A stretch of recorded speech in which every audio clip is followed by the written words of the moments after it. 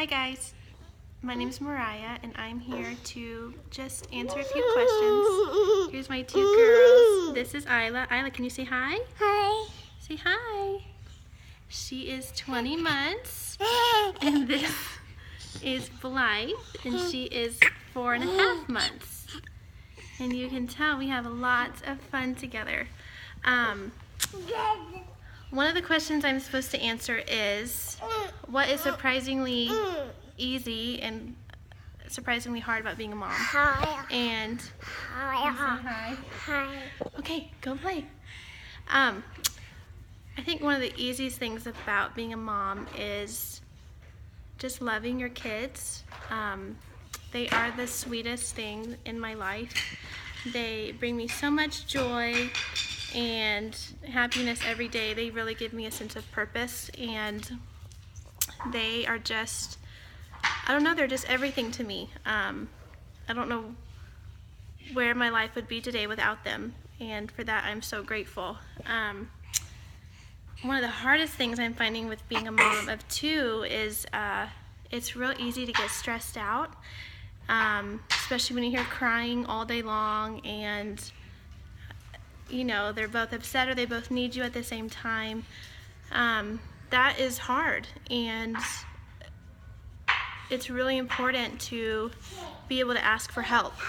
I think that's one thing that I've kind of struggled with in this role is just I think I try to prove too often that I can do it by myself, and there's no need for that.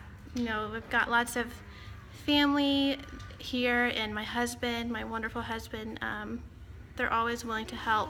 And so that's just, I think that's one thing that I have found challenging is to be vulnerable enough to ask for help. And that it's okay that it's not always easy or always perfect, and not everyone's always smiling, or that you're not doing everything right all the time. That's just a lot of stress and pressure put on yourself, and it's okay to, it really is okay to need help. So one of the other questions I have to answer is, say hi, Blythe. One of the other questions is, what advice would I give a new mom? And for me, I think now that I've done it with two, the biggest thing is to just follow your instinct. God gave us as women a natural instinct to mother, and I think that's the most important thing. You're gonna read things on social media, and you'll read things and hear things from all different people about how to do something or what's right, you know, breastfeed or do a bottle or sleep train or co-sleep or do the pacifier or don't do the pacifier. And really, it's up to you as a mom to decide what works best for you. And it's important that you don't compare yourself or feel judged if you do something differently than someone else. That I think is the biggest advice. You know, for me, we did pacifiers. I've breastfed both my babies, but I've never had like a huge supply, so I do bottles with formula as well. And you can tell they're both very happy and healthy little girls, and life's great. You know, I think it's just important as a mom to find what works for you, what makes your life a little easier, because it's not fun for anybody when you're stressed out or you compare yourself to everybody else, because it's just not necessary. So if you need you need to ask advice, by all means ask advice, but don't feel pressured to conform and do what everyone else is doing. I think that's the best advice I can give a new mom. And for a new mom, sleep when the baby sleeps. I know those first 3 months are kind of brutal as far as sleeping goes, so the house and the laundry and all that can wait. It can happen, you know, bits and pieces at a time, but you want to make sure you sleep and take naps when you can. That's the only way you'll survive.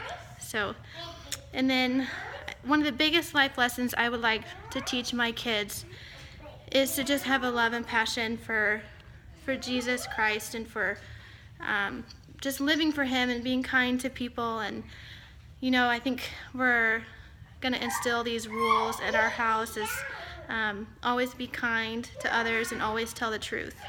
And I think those two things are really important, and I think those two things will bring me and my kids very close together.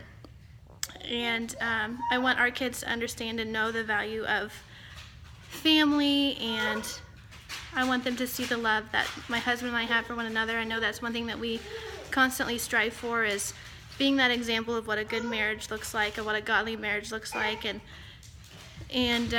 just showing our girls love and how unity in a family works.